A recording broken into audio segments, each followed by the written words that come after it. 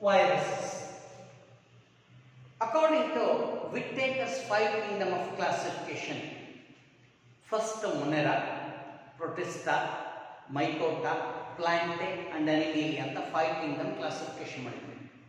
We are following the Whittaker's classification, but he has not mentioned some of the organisms. ಆದರೆ ಅವನ ವರ್ಗೀಕರಣದಲ್ಲಿ ಕೆಲವೊಂದು organisms ಅನ್ನು ಸೇರಿಸಿಲ್ಲ. Example viruses, next lichens ಇದೆ. ಈ ತರ ಇರತಕ್ಕಂಥ ಕೆಲವು ಜೀವಿಗಳಿಗೆ ಅವನು ಸೇರಿಸಿಲ್ಲ. So let we come on study about viruses. Today highest discussion is going on about viruses. ಇವತ್ತು ಇಡೀ ಪ್ರಪಂಚ ಹೆಚ್ಚು ಮಾತಾಡ್ತಾ ಇರೋದು virus. Because COVID-19 is a virus. COVID-19 ಅನ್ನೋದು ವೈರಸ್, ಅದು ಕೊರೋನಾ ಅಂತಕ್ಕಂಥ ವೈರಸ್ ಗುಂಪಿಗೆ ಸೇರಿದೆ. ಈಗ ಜನಗಳಲ್ಲಿ ಬಂದಿರೋದು COVID-19, ಆ ಗುಂಪಿನ ಹೆಸರು corona virus. Let us study ಹಾಗಾದ್ರೆ ವೈರಸಸ್ ಏನು. ಸೊ ಫಸ್ಟ್ ವೈರಸಸ್ನ 1892ನಲ್ಲಿ ಕಂಡುಹಿಡಿದ್ದು DJ ಇವಾನೋವ್ಸ್ಕಿ. ಅವನು ಈ ಪದವನ್ನು ಬಳಸ್ತಾನೆ ವೈರಸ್ ಅಂತ. ವೈರಸ್ ಅಂದ್ರೆ ಪಾಯ್ಸನ್ ಆರ್ ವೆನಮ್, ವಿಷ. ನೆಕ್ಸ್ಟ್ 1898 ಅಲ್ಲಿ 6 years ಲೇಟರ್ ಆಗಿ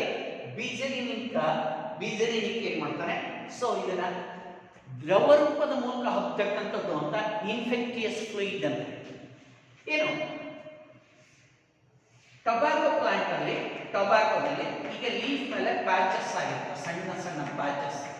ಇದನ್ನ ಮೊಸೈಕ್ ಡಿಸೀಸ್ ಅಂತ ಕರೀತಾರೆ, ಇರೆಗ್ಯುಲರ್ ಪ್ಯಾಚಸ್ ಆಗಿದೆ.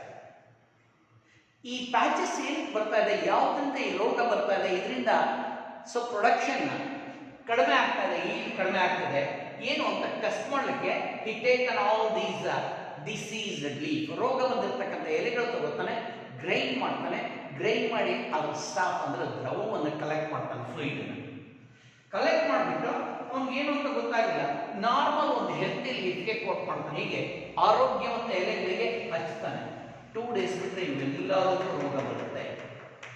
ಸೊ ಅದಕ್ಕೆ ಅವನು ಏನ್ ಹೇಳ್ತಾನೆ, ಸೊ ಡಿಸೀಸ್ಡ್ ಲೀಫಿನ ದ್ರವದಿಂದನೂ ಬರುತ್ತೆ, ಅದಕ್ಕೆ ಕಂಟ್ಯಾಜಿಯಂ ವಿವಿಯಂ ಫ್ಲೂಯಿಡಮ್ ಅಂತ ಹೇಳ್ತಾನೆ.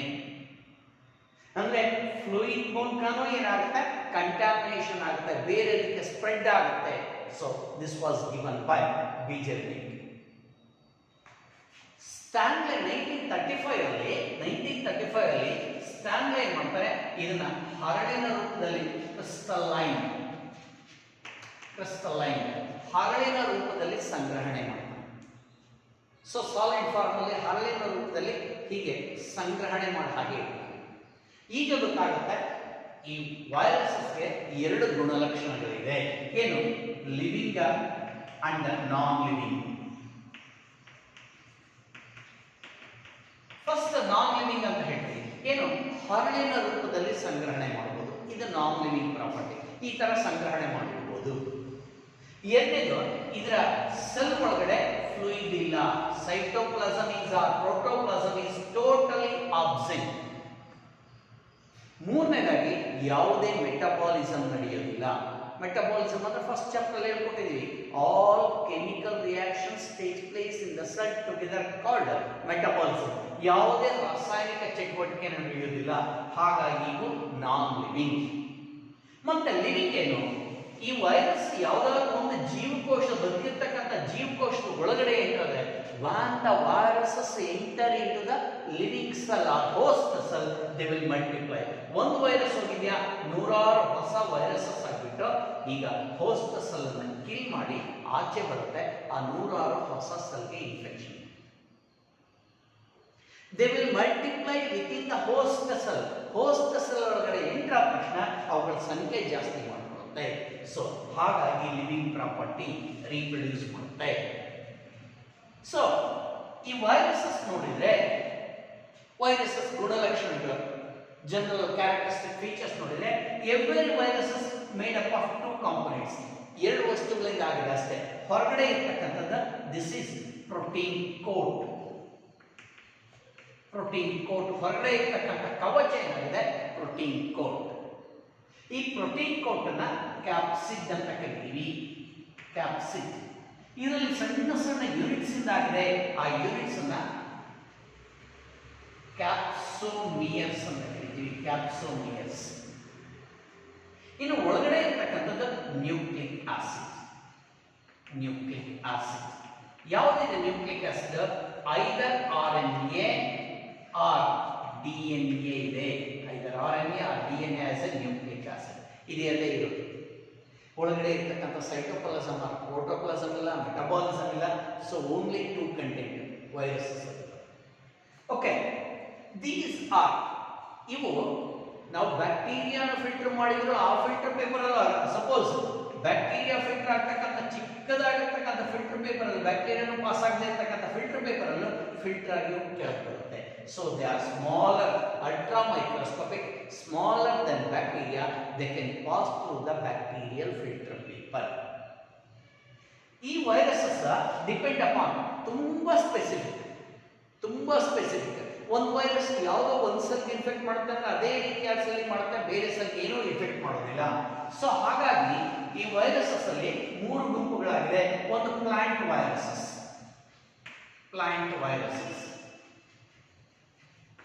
ಈ ಪ್ಲಾಂಟ್ ವೈರಸಸ್ ಅಲ್ಲಿ ಜೆನೆಟಿಕ್ ಮೆಟೀರಿಯಲ್ RNA ಮಾತ್ರ ಇದೆ. ಅದು ಸಿಂಗಲ್ ಸ್ಟ್ರಾಂಡೆಡ್ RNA. ಈ ಸಿಂಗಲ್ ಸ್ಟ್ರಾಂಡೆಡ್ RNA ಹೀಗೆ ಸ್ಪೈರಲ್ ಆಗಿರುತ್ತೆ. ಇದ್ರ ಮೇಲೆ ಹೀಗೆ ಕ್ಯಾಪ್ಸೋಮಿಯರ್ಸ್ ಅಂಡ್ ಕ್ಯಾಪ್ಸಿಡ್ಸ್ ಇದೆ, ಸ್ಪೈರಲ್ ಆಗಿ. Plant viruses so RNA. Animal viruses ಅಲ್ಲಿ ಈ ಅನಿಮಲ್ ವೈರಸಸ್ ಅಲ್ಲಿ ಇಲ್ಲಿ ಸಿಂಗಲ್ ಸ್ಟ್ರಾಂಡ್ RNA ಇದೆ ಪ್ಲಾಂಟ್ ವೈರಸ್ ಅಲ್ಲಿ. ಅನಿಮಲ್ ಅಲ್ಲಿ ಡಬಲ್ ಸ್ಟ್ರಾಂಡೆಡ್ RNA ಇರುತ್ತೆ. RNA ಎರಡು ಸ್ಟ್ರಾಂಡ್ಸ್ ಇದಾವೆ. ಡಬಲ್ ಸ್ಟ್ರಾಂಡೆಡ್ DNA ಇದೆ. Animal viruses have either double stranded RNA or double stranded DNA as a genetic material. ಇನ್ನು ಇವು ಬ್ಯಾಕ್ಟೀರಿಯಾಗೂ ಇನ್ಫೆಕ್ಟ್ ಮಾಡುತ್ತೆ, ಬ್ಯಾಕ್ಟೀರಿಯಾದ ಒಳಗೂ ಬಂದಿರುತ್ತೆ. ಆ ವೈರಸಸ್ ನ ಬ್ಯಾಕ್ಟೀರಿಯೋಫೇಜ್ ಅಂತ ಕರಿತೀವಿ. The viruses which infect the bacteria are called bacteriophage. Phage ಅಂದ್ರೆ ವೈರಸ್. ಸೊ ಇದರಲ್ಲಿ ಡಬಲ್ ಸ್ಟ್ರಾಂಡೆಡ್ DNA ಮಾತ್ರ ಇದೆ genetic material. These are the properties of viruses. ಹಾಗೆ ಈ ವೈರಸಸ್ ಇಂದ ಪ್ಲಾಂಟ್ಸ್ ಮತ್ತು ಅನಿಮಲ್ಸ್ ಅಲ್ಲಿ ಡಿಸೀಸಸ್ ಬರುತ್ತೆ. ಸೊ ಅನಿಮಲ್ ಅಲ್ಲಿ ಯಾವ ಡಿಸೀಸ್ ಬರುತ್ತೆ? ಹ್ಯೂಮನ್ಸ್ ಅಲ್ಲಿ ಅಂದ್ರೆ ಮಂಪ್ಸ್ ಅಂತ ಬರುತ್ತೆ, ಮೀಸಲ್ಸ್ ಅಂತ ಬರುತ್ತೆ, ಸ್ಮಾಲ್ ಪಾಕ್ಸ್, ಇನ್ಫ್ಲೂಯೆನ್ಸಾ, ಹರ್ಪಿಸ್, ಸರ್ಪಸುತ್ತು ಅಂತ ಹೇಳ್ತೀವಿ. ಹರ್ಪಿಸ್ ಸಹ ಏನಾಗಿದೆ ವೈರಸ್ ಇಂದ ಬರ್ತಕ್ಕಂಥ ಡಿಸೀಸ್. ಇನ್ನು ಪ್ಲಾಂಟ್ಸ್ ಅಲ್ಲಿ ಯಾವ ಡಿಸೀಸ್ ಬರುತ್ತೆ ಅಂದ್ರೆ ಮೊಸಾಯಿಕ್. ಫಸ್ಟ್ ಕಂಡಿಡಿದ ಪ್ಲಾಂಟ್ ಡಿಸೀಸ್ ಫಸ್ಟ್ ಕಂಡಿಡಿದ virus TME, tobacco mosaic virus. ಅಂದ್ರೆ ಎಲೆಗಳ ಮೇಲೆ ಸಣ್ಣ ಸಣ್ಣ ಕಪ್ಪು ಚುಕ್ಕಿಗಳಾಗಿರುತ್ತೆ, ಪ್ಯಾಚಸ್ ಆಗಿರುತ್ತೆ, ಟೊಬ್ಯಾಕೊ. ಹಾಗೆ ಲೀಫ್ ರೋಲಿಂಗ್, ಎಲೆಗಳು ಸುತ್ತಕೊಳ್ಳುತ್ತೆ, leaf rolling disease. Leaf curling ಇದೆ, ಸ್ಟಂಟೆಡ್ ಆಗಿ ಲೀಫ್ ಕರ್ಲಿಂಗ್. ಹಾಗೆ ಸ್ಟಂಟೆಡ್ ಗ್ರೋತ್, ಬೆಳವಣಿಗೆ ಕುಂಠಿತವಾಗಿರ್ತಕ್ಕಂಥ ಡಿಸೀಸ್ ಇದೆ. These are all caused by the viruses.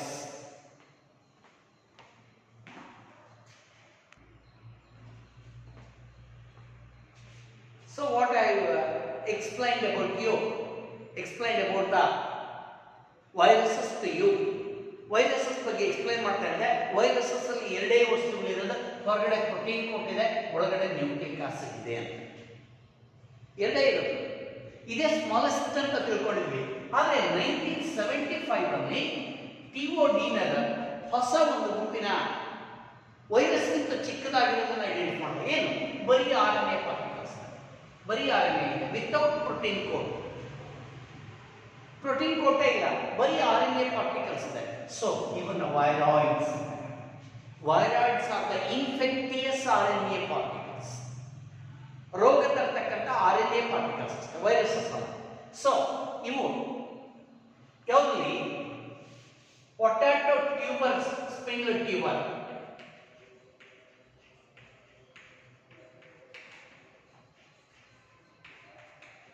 First ಕಂಡಿಡಿದ್ದು ಈ ಪೊಟ್ಯಾಟೊ ಆಲೂಗಡ್ಡೆಯಲ್ಲಿ ಸ್ಪಿಂಡಲ್ ಟ್ಯೂಬರ್. ಸೊ ಬರೀ RNA ಇದೆ, infect the plants and it causes the spindles, ಸುತ್ತಕೊಳ್ಳುತ್ತ ಸ್ಪಿಂಡಲ್ ಟ್ಯೂಬರ್ ಆಗುತ್ತೆ. ಇದು ಫಸ್ಟ್ ಟಿಒ ಡೀನರ್ 1975 ನಲ್ಲಿ ವೈರಸ್ನಿಗೂ ಚಿಕ್ಕದಾಗಿರ್ತಕ್ಕಂಥ viroids of the infectious RNA particles ಕಂಡಿದೆ. ಅದೇ ತರ ಮತ್ತೊಂದು ಕಡೆ ನೋಡಿದ್ರೆ ಅನಿಮಲ್ಸ್ಗೆ ಇನ್ಫೆಕ್ಷನ್ ಮಾಡಬೇಕಾದ್ರೆ ಬರೀ ಪ್ರೋಟೀನ್ಸ್ ಇದೆ, ನ್ಯೂಕ್ಲಿಕ್ ಆಸಿಡ್ಸ್ ಇಲ್ಲ. Infectious protein particles are called prions. ಇವು ಅನಿಮಲ್ಸ್ ಮಾತ್ರ. ವೈರಾಯ್ಡ್ಸ್ ಪ್ಲಾಂಟ್ ಇನ್ಫೆಕ್ಟ್ ಮಾಡುತ್ತೆ, prions only for the animals. So best example CJD ಅಂತ ಹೇಳಿ ಕ್ರುಡ್ಸ್ಫರ್ಡ್ ಜಾಕಬ್ಸನ್ ಡಿಸೀಸ್ ಅಂತ ಕರಿತೀವಿ. ಸೆಕೆಂಡ್ ಬೊವೈನ್ ಎನ್ಸೆಫಲೋಪತಿ ಇದೆ. Bovine ಎನ್ಸೆಫಲೋಪತಿ R mad cow. ಈ ಪ್ರಿಯಾನ್ಸ್ ಏನಾಗ್ತದೆ, ಫುಡ್ ಮೂಲಕ ಏನಾಗಿದೆ ಕೌಗಳಿಗೆ ಎಂಟರ್ ಆಗ್ತಾ ಇದೆ. ಆ ಕೌಗಳಲ್ಲಿರ್ತಕ್ಕಂಥ ಬ್ರೈನ್ ಅನ್ನ ಡಿಸಾಲ್ವ್ ಮಾಡಿ ಅವು ಆ ಬ್ರೈನ್ ಏನಾಗಿದೆ ಡಿಸಾಲ್ವ್ ಆದ ತಕ್ಷಣ ಬ್ರೈನ್ ಇನ್ಫೆಕ್ಷನ್ ಆದ ತಕ್ಷಣ they were acting like a mad. ಅದಕ್ಕೆ common name mad cow disease ಅಂತಾನು ಕರೆದಿದ್ವಿ. ಬೊವೈನ್ ಎನ್ಸೆಫಲೋಪತಿ ಕುರು ಅಂತ ಇದೆ. These are all so only prions. Viruses ಅಲ್ಲಾದ್ರೆ ಪ್ರೋಟೀನ್ ಅಂಡ್ ನ್ಯೂಕ್ಲಿಕ್ ಆಸಿಡ್ ಇದೆ, ಇಲ್ಲಿ ಬರೀ ಪ್ರೋಟೀನ್ ಇದೆ. ಇವು ಪ್ರಿಯಾನ್ಸ್, ಇವು ಬರೀ ಬರೀ RNA ಇದೆ, ನ್ಯೂಕ್ಲಿಕ್ ಆಸಿಡ್ ಇದೆ. Without protein they are viroids. These are viroids and prions. And the last point is lichens. Lichens. These lichens are symbiotic association. Symbiosis ಅಂದ್ರೆ mutualism.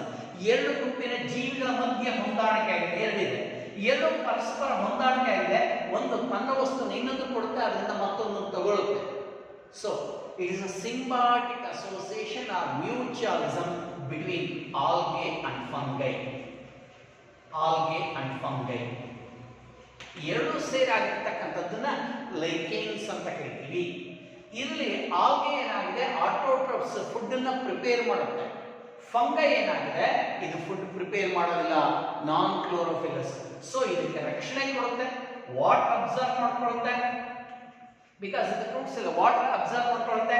ಹಾಗೆ ಏನಾಗಿದೆ ನ್ಯೂಟ್ರಿಯೆಂಟ್ಸ್ ಮಿನರಲ್ಸ್ ಅಬ್ಸರ್ವ್ ಮಾಡ್ಕೊಳ್ಳುತ್ತೆ. ಆ ಮಿನರಲ್ಸ್ ಅನ್ನು ಸಹ algae ಕೊಡುತ್ತೆ. So the fungi provide shelter, water and minerals to the algae. Algae gives food to the fungi. ಎರಡು ಹೊಂದಾಣಿಕೆ ಆಗಿ ಬೆಳವಣಿಗೆ ಆಗ್ತದೆ, ಎರಡು ಬೇರ್ಪಡಿಸಬೇಕಾಗಲ್ಲ, ಎರಡು ಒಟ್ಟು ಬೆಳೀತಾರೆ. ಇದು ಲೈಕೇನ್ಸ್. ಅದರಲ್ಲಿ ಈ ಆಲ್ಗಲ್ ಪಾರ್ಟ್ ಅನ್ನ ಫೈಕೋಬಯಾಂಟ್ ಅಂತ ಕರಿತೀವಿ. Phycology is the study of algae. So algal part of the lichen is phycobiont. ಹಾಗೆ fungi part is called mycobiont ಅಂತ ಕರಿತೀವಿ. ಮೈಕೋಬಯಾಂಟ್ ನೀವೆಲ್ಲ ನೋಡಿರ್ಬೋದು. ಈ ಸ್ಟೋನ್ಸ್ ಕಲ್ಲುಗಳ ಮೇಲೆ ವೈಟ್ ಸ್ಮಾಲ್ ಪ್ಯಾಚಸ್ ಇರುತ್ತೆ, ಹಾಗೆ ಟ್ರೀಗಳ ಮೇಲೆ ವೈಟ್ ಈ ತರ ಪ್ಯಾಚಸ್ ಇರುತ್ತೆ. These are lichens. And these lichens are very sensitive, ತುಂಬಾ ಸೆನ್ಸಿಟಿವ್. ಎಲ್ಲಿ ಪೊಲ್ಯೂಷನ್ ಇರುತ್ತೆ ಅಲ್ಲಿ ಲೈಕೇನ್ಸ್ ಬೆಳೆಯೋದಿಲ್ಲ. ಅದಕ್ಕೆ lichens are the good indicators of pollution. ಎಲ್ಲಿ ಅದು ಬೆಳೆದಿರೋದಿಲ್ಲ ಅಲ್ಲಿ ಹೆಚ್ಚು ಪೊಲ್ಯೂಷನ್ ಇದೆ. ಸೊ ಎಲ್ಲಿ ಚೆನ್ನಾಗಿ ಬೆಳೀತಾ ಇದೆ ಕಲ್ಲುಗಳ ಮೇಲೆ ಮರಗಳ ಮೇಲೆ ಅದು ಪೊಲ್ಯೂಷನ್ ಅಲ್ಲ ಅಂತ. These are the lichens. So with this one the chapter 2 biological classification